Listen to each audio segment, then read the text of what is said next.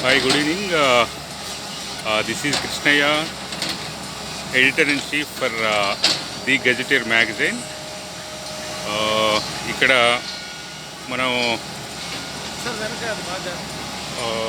శ్రీ శ్రీనివాస్ బాబా గారు ఉన్నారు. Is a very eminent personality in legal affairs,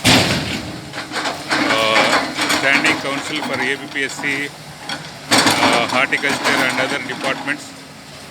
so after bifurcation తర్వాత చాలా సమస్యలతో ఆంధ్రప్రదేశ్ కొట్టుమిట్టాడింది. ఎనీహౌ సమస్యల్లో నుంచి అవకాశాలను సృష్టించుకునే దిశగా ఆ రోజు రాష్ట్ర సచివాలయం ఇక్కడికి షిఫ్ట్ కావడం, రాష్ట్ర సచివాలయం తాత్కాలిక ఇంటరిమ్ సెక్రటరియట్తో మొదలైనప్పటికీ పర్మనెంట్ సెక్రటరియట్తో పాటు ఇక్కడ న్యాయ సచివాలయం కూడా, జ్యుడిషియరీ కాంప్లెక్స్ కూడా రెడీ అవుతుంది. ఈ నేపథ్యంలో ఇక్కడికి ఈరోజు చూడడానికి వచ్చినటువంటి శ్రీనివాస బాబు గారు చాలా సోషల్ ప్రెజర్ గ్రూప్స్ కూడా ఒక మార్గదర్శిగా ఉంటూ, ఈవెన్ గెజిటెడ్ ఉద్యోగ సంఘాలకు కూడా చాలా విషయాల్లో సలహా సంప్రదింపులు చేయడమే కాదు, అన్ని విషయాల్లో కూడా మార్గదర్శిగా ఉన్నటువంటి శ్రీనివాస బాబు గారిని మనం ఇంటర్వ్యూ చేద్దాం. Sir, good evening. Sir, good evening అండి. రాష్ట్ర విభజన అనేది చాలా బాధాకరమైనటువంటి, ఆ రోజు చాలా బాధపడిన మాట వాస్తవం. అయితే ఈ నేపథ్యంలో ఆ రోజు చాలా సమస్యలతో ఇక్కడికి రావడం జరిగింది. అదే ఫ్రెంచ్ సామెత అన్నట్టు బురదలో నుంచే విప్లవం వచ్చినట్టు, అభివృద్ధి కూడా బురదలో నుంచి వచ్చినట్టు ఆ రోజు సెక్రటరియట్లో మేము అనుకున్నాం. మరి ఈరోజు ఆఫ్టర్ 3.5 years తర్వాత న్యాయ విభాగానికి సంబంధించినటువంటి అంటే హైకోర్టు కానీ మిగిలిన అన్ని వ్యవస్థలు కూడా ఇక్కడికి రావడానికి సంసిద్ధత చేయడం, ఈ దిశగా ఇక్కడ జ్యుడిషియరీ కాంప్లెక్స్ కూడా శరవేగంతో జరుగుతూ ఉంది.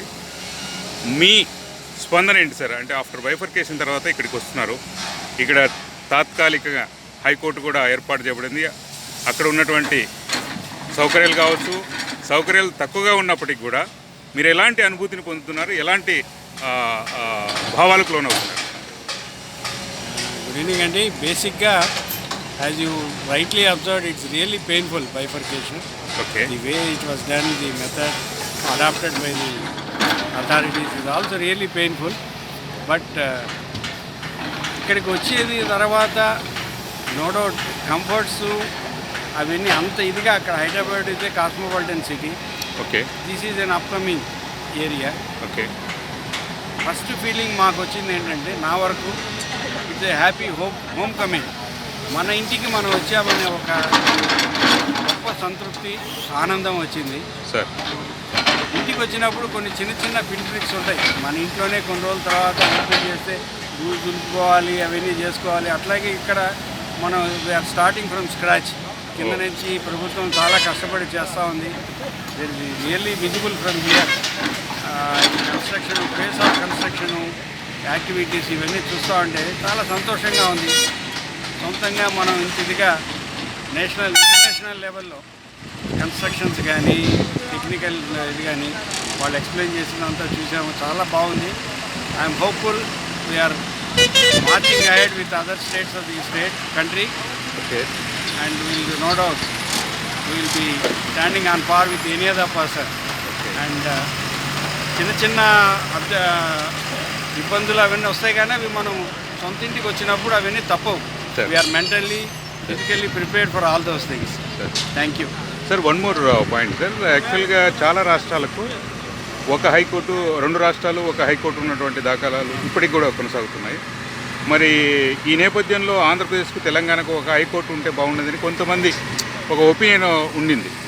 బట్ ఈరోజు అంటే ఆ దశ దాటేసి మనకంటూ ఒక ప్రత్యేకమైనటువంటి న్యాయ వ్యవస్థ, హైకోర్టుతో పాటు మిగిలిన వ్యవస్థలన్నీ కూడా ఇక్కడికి రావడానికి సంసిద్ధమైంది.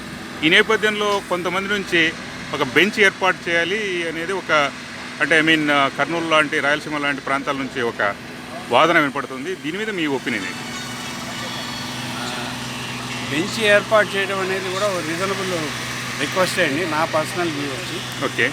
ఎందుకంటే అన్ని ఏరియాస్ను కవర్ చేయాల్సిన, ఫ్యూచర్లో మళ్ళీ ఆంధ్రప్రదేశ్ డివైడ్ అయ్యేదానికి కారణం ఒక ఏరియాని నెగ్లెక్ట్ చేశామనే భావన రావటం.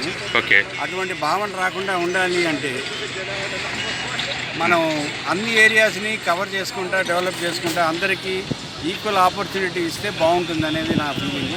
ఇట్లా బెంచెస్ ఇట్లా ఏర్పాటు చేస్తూ ఉంటే ఆ లోకల్ ఏరియా వాళ్ళు ఎవరు ఫీల్ అవ్వరు. మనం ఎక్కడో విజయవాడ అమరావతికి వెళ్ళాల్సి వస్తూ ఉంది, ఇంత దూరం మాకు దూరం అని. సపోజ్ కర్నూలు రాయలసీమలో ఒక చోట పెట్టారనుకోండి ఒక బెంచ్, ఆ ఏరియా వాళ్ళకి అది డెఫినెట్గా హెల్ప్ఫుల్గా ఉంటుంది. ప్రిన్సిపల్ బెంచ్ అనేది ఇక్కడే ఉంటుంది కాబట్టి కంట్రోల్ అంతా ఇక్కడి నుంచే ఉంటుంది కాబట్టి దాని గురించి అంత వరి అవ్వాల్సిన లేదు. నాకైతే ఇట్స్ ఏ వెల్కమింగ్ ట్రెండ్ అనే నా ఫీలింగ్.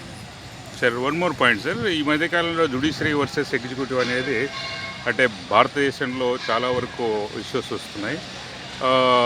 ఈవెన్ తెలంగాణ రాష్ట్ర విభజన నేపథ్యంలో ఆ రోజు జరిగినటువంటి కొన్ని సంఘటనలు, కొంతమంది న్యాయమూర్తులకు కూడా మనస్తాపం జరిగినటువంటి మాట వాస్తవం. మరి ఈ నేపథ్యంలో ముందు ఎలా ఆదర్శంగా ఉండాలనుకుంటున్నారు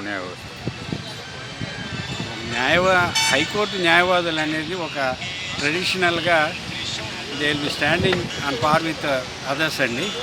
కానీ వేరే ఇప్పుడు హైదరాబాద్లో కూడా ఇట్లా జరిగింది అంటే, ఈ ఇష్యూస్ జరిగినాయి అంటే వేరే కౌన్సిల్స్లో అడ్వకేట్స్ వచ్చి గొడవ చేయటం వల్ల ఇట్లా అయింది అంతే తప్ప డైరెక్ట్గా హైకోర్టులో ప్రాక్టీస్ చేసే అడ్వకేట్లు ఎవరు they maintain certain ethics and standards. అది ఎందుకంటే ఆ డీసెన్సీ డెకారం అనేది మెయింటైన్ చేయాలనేది మేము కూడా ఆశిస్తాము. అది డెఫినెట్గా హైకోర్టులో రెగ్యులర్ ప్రాక్టీస్ చేసే వాళ్ళందరికీ ఉందండి. ఆ ఇష్యూలో ఈవెన్ తెలంగాణలో చెందిన వాళ్ళు హైకోర్టులో ప్రాక్టీస్ చేసే వాళ్ళు ఎవరు ఇట్లాంటి వాటికి పాల్పడలేదు. Only few advocates who are part-time advocates who have done all these things. అంటే దానివల్ల మొత్తం న్యాయవాదులకి ఆపాదించడం అది అంత సమంజసం కాదని నా feeling. Sir, one more point sir. ఇప్పుడు మీకు ఇక్కడ వచ్చిన తర్వాత ఒరిజినల్ జ్యుడిషియన్కు తర్వాత రిట్ జ్యుడిషియన్కు చాలా తేడా ఉంది. మరి ఇక్కడ ప్రమోషన్ అవెన్యూస్ కానీ తర్వాత డిస్ట్రిక్ట్స్ నుంచి వచ్చినటువంటి అడ్వకేట్స్ కానీ ఎలా ఉండబోతుంది? ఈ వ్యవస్థ యొక్క అంటే ఎంకరేజింగ్గా ఉందా, ప్రోత్సాహకరంగా ఉండబోతుందా అనేది ఒక ఆసక్తి అనేది చాలామంది సచివాలయంలో కావచ్చు మిగిలిన వర్గాల్లో చర్చ జరుగుతూ ఉంది. దీని మీద మీ opinion? Telling you earlier, high court practice అనేది డిఫరెంట్ కల్చర్ ఆల్టుగెదర్. ఓకే. అక్కడ rules of practice also different. Okay. Method of practice is also different. Youngsters ఎవరైనా సరే వచ్చి ఇక్కడ కొన్ని రోజులు ట్రైన్ అప్ అయ్యి ప్రొసీజర్స్ ఇవన్నీ చూసి నేర్చుకొని చేస్తే ఎవరైనా చక్కగా హ్యాపీగా ప్రాక్టీస్ చేసుకోవచ్చండి. లా అనేది it's an open challenge for anyone can come and do it. పర్టికులర్గా మేము అంటే I got 38 years of standing in the bar. కొన్ని ఎథిక్స్ స్టాండర్డ్స్ మెయింటైన్ చేసుకుంటా పోతే లాగా బార్ కానీ బెంచ్ కానీ చాలా సంతోషంగా చాలా స్మూత్గా జరిగిపోతాయండి ఇష్యూస్ అని అనవసరంగా ఫ్లేరప్ చేసుకోకుండా. కొత్తగా వచ్చే యువ న్యాయవాదులకు కూడా నేను చిన్న ఇచ్చే సలహా ఏంటంటే గబుక్కని don't jump to the profession without proper training and practice. అదొకటే నేను చెప్తాను. Thank you so much sir. Thank you sir. ఒక ఎన్ని నెలల లోపల కంప్లీట్ అవుతుంది అనుకుంటున్నారు? ఎప్పుడు మీ వెనుక ఒక అద్భుతమైనటువంటి జ్యుడిషియరీ కాంప్లెక్స్ రెడీ అవుతూ ఉంది. ఎన్ని రోజులు రెడీ అవుతుందని మీరు అంచనా వేస్తున్నారు? Hopefully with in 4 weeks it will be over అండి. సబ్జెక్టు అదర్ అంటే ఇన్ఫ్రాస్ట్రక్చర్ బిల్డింగ్ అయితే 4 weeksలో అయిపోయే అవకాశాలు ఉన్నాయి. మిగిలిన ఇన్ఫ్రాస్ట్రక్చర్ ఇంకా ఎన్ని రోజులు అవుతుందో. ఎనీవే మాకు ఇప్పుడు ఎట్లాగో టెంపరీగా ఒకటి ఇచ్చారు camp office. Okay. We're comfortable there. We can proceed with that till it is done. చూసాం కదా, ఇప్పుడు ఇక్కడ జరుగుతున్నటువంటి జ్యుడిషియరీ కాంప్లెక్స్ కానీ మిగిలిన సచివాలయ సెక్రటరియట్ కాంప్లెక్స్ కానీ మిగిలిన అన్నిటి కూడా శరవేగంతో జరుగుతూ ఉన్నాయి. ఒక అద్భుతమైనటువంటి రాజధాని, కలలుగన్న రాజధాని దిశగా మనం పరిగెడుతున్నాం. Wish you all the best. Thank you one and all. Thank you sir. Thanks. Thank you.